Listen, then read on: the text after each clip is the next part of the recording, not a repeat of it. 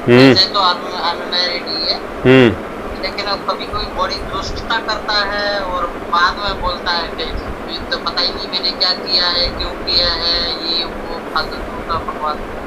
नहीं, किसके साथ? माँ बाप के साथ दुष्टता करता है? दुष्टता माँ नहीं है एक्चुअली, जो वो तो मेरी भाभी है, वो तो नहीं रही है, अभी 3-4 साल हो गए। हम्म। तो किसके ये साथ जैसे मेरा दुष्टता? भाई है या दुष्टता? मेरी भतीजी है, भतीजी। और दुष्टता तो ये जैसे मेरा भाई है खुद, उसका पापा, और मेरी भतीजी है उसकी बहन, खास वो शादीशुदा है। हम्म। तो और कभी कभी जब उसको ज्यादा चढ़ती है तो वो किसी के लिए भी कुछ भी बोल देता है, जैसे बड़े भाई हैं मेरे, उनके लिए भी, या जैसे बड़े भतीजे हैं। नहीं, वो आपका पीयर पक्ष है पहली बात तो आपका इतना ही जी। कर्तव्य है सिर्फ कि आप उससे संबंध विच्छेद कर लो, है ना। भाई जो वो दुष्टता करता है उस दुष्टता के साथ संबंध वही विच्छेद कर दो, बिल्कुल सोशल बाइकाट कर दो, उसका सामाजिक बहिष्कार कर हाँ, दो। मैं तो बात बात नहीं करती उससे, हम्म। कुछ भी नहीं, मेरा तो खैर नहीं है, लेकिन वो भाई का और उनका देखते हैं तो बड़ा कष्ट होता है, और बड़ा नहीं, ऐसे भाई तो। भाई को आप कह सकते हो, भाई के नाते उसको समझा सकते हो, सुझाव दे सकते हो कि भाई आप भी इसका सोशल बहिष्कार करो, जो प्रॉपर्टी आदि है वो उसके नाम ना कराए, और इस तरह से जो भी है जो वो कर सकते हैं उसके कम्प्लीटली उसका सोशल बहिष्कार कर दें। और जो भी है, का मतलब है कि उससे संबंध नहीं रखना चाहिए।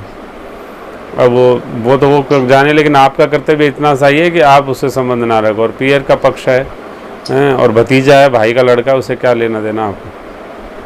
जी जी। तो यानी कि हाँ मैं तो। ऐसे दुष्टों का एक ही तरीका होता है, जो पारिवारिक और सामाजिक होते हैं या पड़ोसी होते हैं, तो वो आपको ये तो जी पता लग जाता है कि भाई आपके भगवान, भाई जो मैंने कहा था, जो श्री सद्गुरुदेव हमेशा साथ रहते हैं, जो हमने बात करी जी थी कि उर प्रेरक रघुवीर गोसाई, ये पता रहता है हमको, श्रुतियों के माध्यम से सुना ही जी होता है कि हमें कि ये सही है गलत है, इसलिए वो भी संज्ञान में रहता है। फिर शास्त्रों की भी थोड़ी बहुत जानकारी हमें रहती ही रहती है, हैं, तो वो भी आपको पता है। तो ये चीज़ें आपको सबके, यानी कि किसी को बताने की ज़रूरत नहीं है कि क्या गलत है क्या सही है, आप लोगों को सबको मास्टरी इसमें हासिल है, आप सब लोग जानते हैं कि क्या गलत है क्या सही है।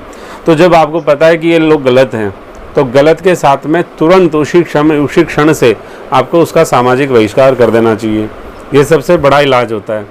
क्योंकि यदि किसी थोड़ी बहुत इज्जत बची हुई है थोड़ा बहुत अपने आप को समझता है कि इज्जत वाला है, तो सामाजिक बहिष्कार होने से उस आदमी को जीना मुश्किल हो जाता है, और फिर वो सुधरने का प्रयास करता है, अपने आप ही स्वतः ही वो सुधर जाता है फिर।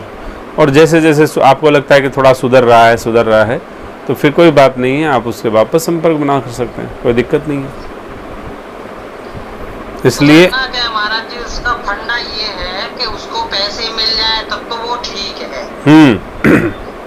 और पैसे नहीं मिलते हैं तो वो समझ लो इतना उग्र रूप ले लेता है कि कभी कभी मेरा तो अपना मन करता है, वो आप देखो जो बोलते हैं बाप बेटे का रिश्ता, माँ बेटे का रिश्ता एक अलग होता है, हम बुआ हैं या जो भी है, लेकिन मेरा जो अपना मन करता है, मैं तो वाकई अपने दिल से मतलब के मन करता है कि सुनो पीट पाट के मतलब घर से भगा दूं, भाई तुझे जहाँ जाना है तू जा, हमको चैन से जीने।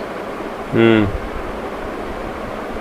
लेकिन वो भाई भी को मैंने बोला भी है, मैं कुछ दिन के लिए इसको ऐसा करो, आप छोड़ दो, इधर आ जाओ आप मेरे पास, उसको बताओ मत, देखो हो सकता है सुधर जाए तो सुधर जाए।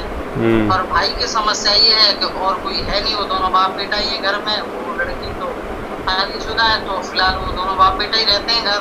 हम्म।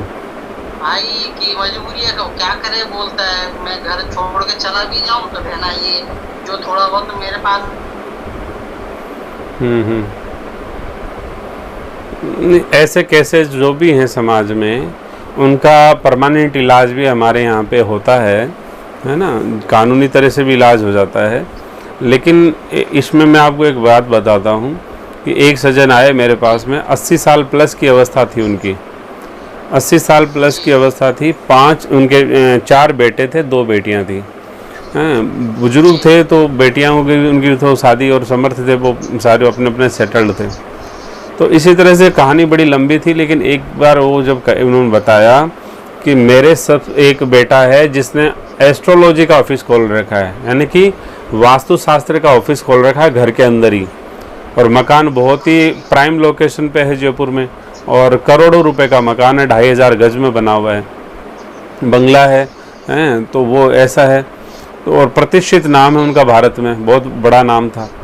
तो उनके बेटे ने, जिसने वास्तुशास्त्र का ऑफिस खोल रखा है, उस बेटे ने प्रॉपर्टी नाम नहीं कराने की वजह से ही अपनी माँ को पीटा है। विवाद तो बहुत लंबे समय से चल रहा था, भिन्न भिन्न तरीके से चलता था, लेकिन माँ को पीटा और माँ का हाथ तोड़ दिया उसने, हैं।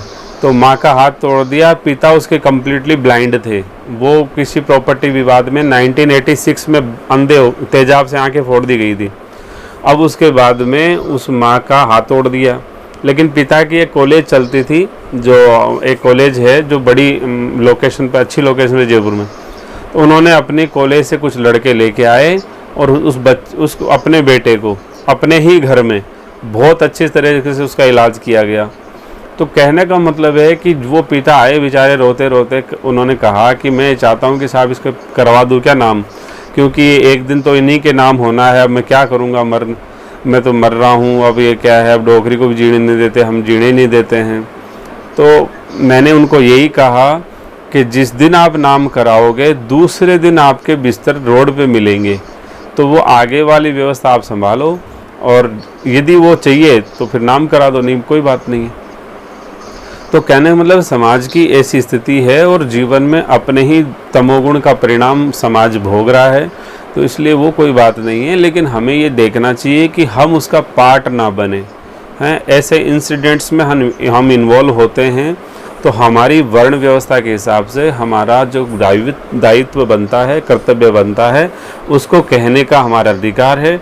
और यदि साम दाम दंड भेद की नीति से भी यदि आप काम बनता हो, धर्म रहता हो, तो धार्मिक विचारों से या धार्मिक जो कार्य अपना होना चाहिए, धर्म संगत कार्य हमारा होना चाहिए। बाकी धर्म के विरुद्ध तो कोई काम करना ही नहीं चाहिए, और तुरंत उस आदमी का बहिष्कार करना चाहिए। उसको खूब समझा लिया मैंने, तो मेरे से तो थोड़ा डरता है, तो मेरे पास तो कभी फोन वोन भी नहीं करता है। लेकिन जो मेरी बड़ी सिस्टर हैं, वो एक्चुअली भाभी खत्म होने के बाद उधर रही हैं, उसके 2 भाई थे पास में, वो तो बड़ी है काफी, तो वो कुछ कहती नहीं है ज्यादा। तो मेरा तो होता है तो मैं तो उसको बोल देती हूँ अच्छे से। तो अभी उनके पास ही फोन वोन कर रहा था कि मैं ये कर लूँगा, वो कर लूँगा, फलाना दिमाग। मेरे को ही फिर बहन बता रही थी कि अब बहन हम तो परेशान हैं, ऐसे ऐसे कह रहा है। मैंने ये बताओ कि समस्या का समाधान क्या है। हम भाई को समझाते हैं तो भाई भी कुछ ज़्यादा रिस्पॉन्स नहीं करता है उसमें। नहीं तो कोई नहीं है, आपको ज़्यादा उस पर विचार नहीं करना चाहिए।